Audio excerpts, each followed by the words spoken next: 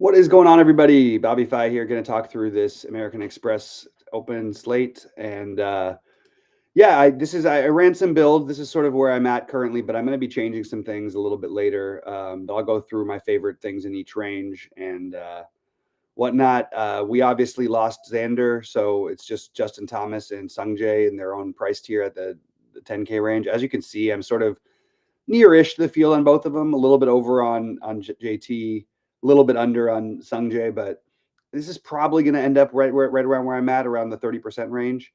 I think it's pretty close between these guys, and just because JT's a little bit cheaper, I think getting a little bit more of him made some sense to me. But I actually think I prefer the 9K range to the 10K range, and I think I'll have plenty of builds that don't include the 10K players. Even though right now I'm getting 28 and 33%. I think that might be lowered by the time that I'm done with my tweaking. I really like Sam Burns, and I think he's got a great chance to win this tournament. Obviously, he's pretty popular. Cantlay, I understand people who are talking about wanting to take the underweight approach, but personally, I probably am going to be at least somewhat near the field on him, especially if I end up not playing as much of the 10K guys. I'm going to probably just be over on this range in general.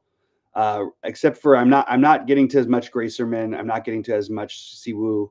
I'm not getting to too much Cam Young at the moment. Although I think it's an interesting contrarian play, Cam Young, because if we all know when he's got it going, he's really got it going. But I prefer him on difficult courses. It does feel like a spot where similar type of thing with Wyndham Clark. It's not going to surprise me if he finishes first or doesn't make the 3-day cut. So I actually have Wyndham as a guy who I'm probably going to end up a little higher on than I am currently. And Finau, I thought would be more popular, but if he's not going to be, I think that this is what I'm going to do is just end up more in the 9K range and try to fade mostly JT. Try to fade a little bit more of JT and a little bit more of especially Sungjae. Definitely be below the field there and get to more of this 9K stuff. But like I said, not getting too much Gracerman, Siwoo, or Cam Young at the moment. I'll post my updated builds when they're a little closer to lock in the Discord. I post all my exposures and everything in there, and we'll do the same. Golf was good to me last year, so I am going to going to be playing it a little bit more this year than I did have in years past. The Harry Hall thing is kind of interesting after being good, and I understand like people could say course whatever. You could talk this course any which way. If you like long and straight, that's fine. If you guys who are a little bit more wild, I think that's actually a high variance I want to embrace. But as of right now, getting to mostly the chalk in the 8K range, with the exception of I like Eric Cole, and I'm not really sure why his ownership is so low. I want to be ahead on Zalatoris this year. I think he has a bounce back year. Dunlap, who won this tournament last year, I'm going to be overweight that. I understand that everybody, he didn't look the same at the end of the year, but this is one tournament that he's won. His ownership is non-existent. So I like the idea of taking a shot on Nick Dunlap here and at least being well over the field, which is not going to be hard to do as he's 1.7% owned. I also don't think JJ Spawn is all that bad either, but currently the ones I plan on getting a little bit more of than where I'm at right now are Dunlap, Zalatoris, Eric Cole, and those would be my main ones. Also don't mind the bottom of the range with Fishburne and Harmon. Just didn't get too much of it in my first builds. Nick Taylor's another one. People hate playing guys coming off a win. I'll take another shot. Nick Taylor played great at the beginning of last year. Maybe he does the same thing again. And just the fact that he's being sort of overlooked because he won is a reason why I'll just take a little bit of an overweight approach on that. Look, Echeverria has been absolutely awesome. And he is I don't want to say he's my favorite play. The 7K range is absolutely massive, but I do really like Echeverria here. And I think that getting overweight this ownership, which I think should be a little bit higher, is something I'm definitely interested in doing. Again, just slightly under currently on Griffin and Poston. Obviously, Denny McCarthy is out now. So some things are still going to shift in terms of ownership, but that's just what we're looking at right now. I like Adam Hadwin a little bit more than the field does. He's another one that I want to get over on. Sepp Straka is at a price where I don't think he should be. I know he had a really bad Saturday last week, but overall played 3 really good days of golf and could have been in contention if not for just a rough Saturday. I like him at 7,600 quite a bit, as does the field.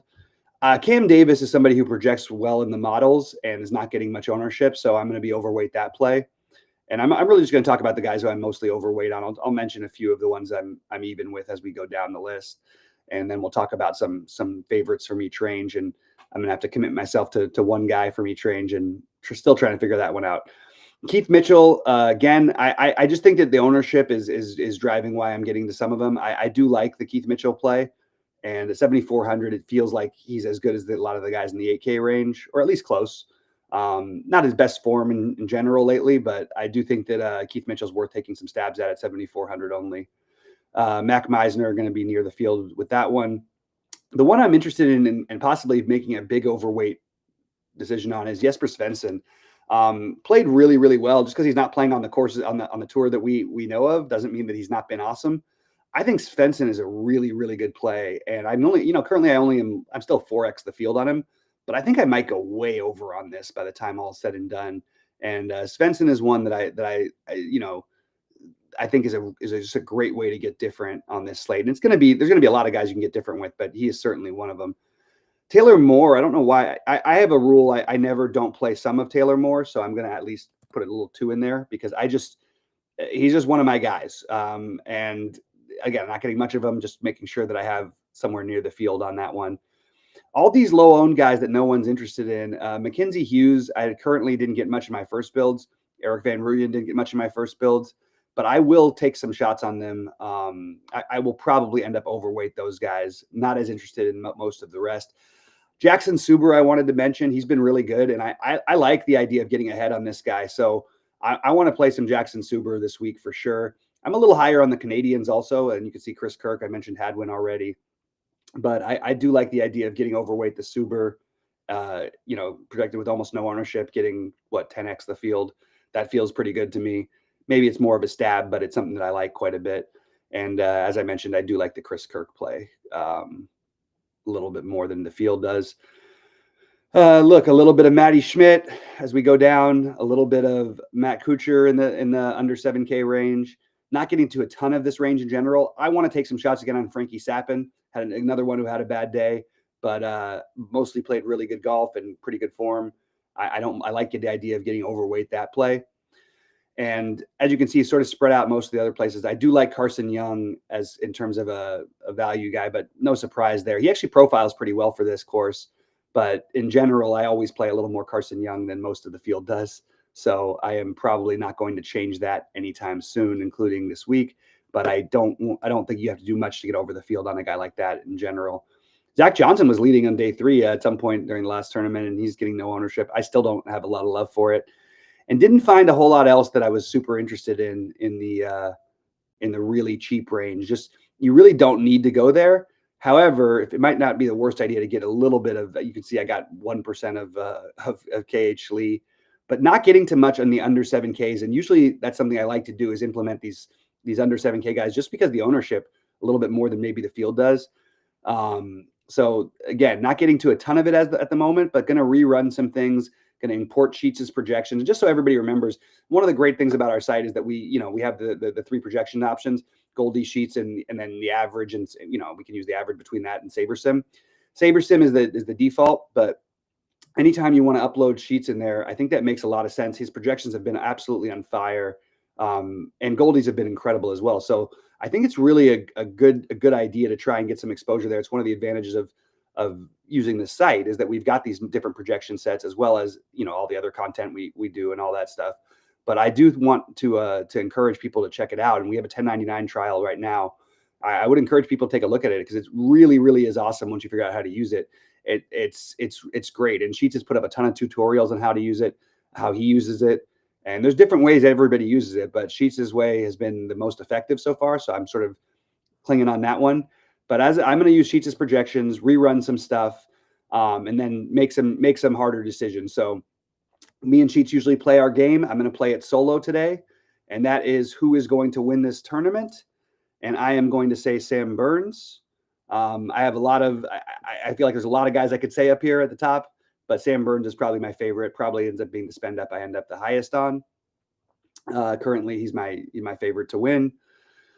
In the next tier, again, you get to I could pick somebody in the 9K range because he's in the 9K range also. But I actually think I'm debating whether or not that to go down to the 8K range to top 5. In terms of top 5s, I think that I probably stick in the 9K range and say Cantlay as a safety. But look out for Wyndham Clark this week. I just have a feeling that Wyndham might come back a little bit. It's just, I could see it going drastically one way or the other with him, high variance, but that's exactly what I want to do. I want to play Wyndham when he's the 10th highest or whatever, 7th highest priced golfer, and he's going to be, 8% owned. So I'm going to say Cantlay for right now, but that's just, betting on the top fives or whatever. So down in the 8K range, who's going to top 10 from this range? Kitayama is the one who I'm getting the most of right now. I actually like the idea of going down even further to Echeverria. I still like the Kitayama play, but Echeverria I'm going to go for as my top 10 play.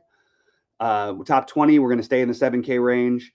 I think JT Poston, Sepp Straka, Cam Davis are the ones I'm deciding between. And I'm going to go with JT Poston to bounce back here as of right now. And that's again, my ownerships are going to be a little bit different than what I've got right now. But right now I've got Poston. Did I miss a range? Let's see. I did the 10K plus, but I did, or whatever, who's going to win, which is Burns. I did the 9K, which was Cantlay, the 8K, which I skipped past, which I went to Echeverria, and then I went to Poston in the 7Ks. I feel like I'm missing one extra spot here. So I'll name a couple guys in the 7K range that are going to top 20, a couple more one more in the 7K range and one in the 6K range. Look, the 7K range is very spread out. I kind of want to take a shot here, and I like this better for top 20. If he was 6,900, would be Jackson Suber, but he's not. He's 7K, so I can't break the rules with him. But to top 10, I'll go for the Cam Davis longer shot play. That he has a good week. He's obviously a streaky golfer and obviously can hit it a mile. And this course, I think he actually could be the kind of guy you see just tearing it up. So I like Jackson Suber, though. I don't want to underestimate how much I like Jackson Suber. The other ones down in the 6K range, as of right now, for me, my favorite plays are Carson Young and Sappin. I'm going to say Sappin this time, but Carson Young gets a little nod from me. So those are my guys who I'm going to be well overweight on: Burns, Cantlay, Echeverria, Poston, Davis, Sappin. And again, I don't want to leave out the Suber because I do believe in this guy, and I think he's going to have a big year. So that's sort of where I'm at right now. And one positive is asking if we're running some NBA. Yeah, we did the NBA first look. Me and Sheets did about a little bit ago, so you can find that on the site and on the YouTube. Also, I did want to mention to people I'm doing late swap for NBA in the Discord, and it's the voice channel. So we want to get people used to it. So make sure if you're in our Discord, if you have any questions, Goldie's really good about anything on that. So you can hit him up or me, but Goldie would probably be the one to help you out a little bit better. But we're going to be doing late swap stuff on the NBA, all year long, as well as the remainder of NFL. Okay, so that's pretty much my first look for the golf. I'm going to actually post my exposures and everything when they're finalized in the Discord and on the site. And we're going to get after it this week. Hopefully we can get back into to good golf form. Golf was good to us last year. Let's get right back after it. And good luck to everybody. And again, check out our packages on TrueDFS. We've got some great deals going right now. And I would encourage everybody to take a look, as we are charging very similar to what SaberSim's charging. It's lower than a couple dollars, but you get all of Sheets' projections, all of Goldie's projections, all of my content, all of my core plays, all my exposures of every game, all the bets of the day, which have been just unbelievably on fire. And then we also have the Brandon Cruz for not only NASCAR, but he's been filling in for a lot of other stuff, and he won himself and a lot of people a lot of money with some showdown slates. So hopefully you guys are checking that out. Appreciate everybody for tuning in. Good luck to all. And I'll be back with an NFL first look very shortly. Also, we'll be live for NFL this weekend. We're back in it. We're hoping the fires go away soon, and we're ready to get after this year and really attack it. So good luck, everybody. We'll see you guys in the top of the leaderboards, and we'll see you later on today at 6 Eastern for live NBA. And we will see you for golf, hopefully just crushing everything all weekend long. Good luck, guys.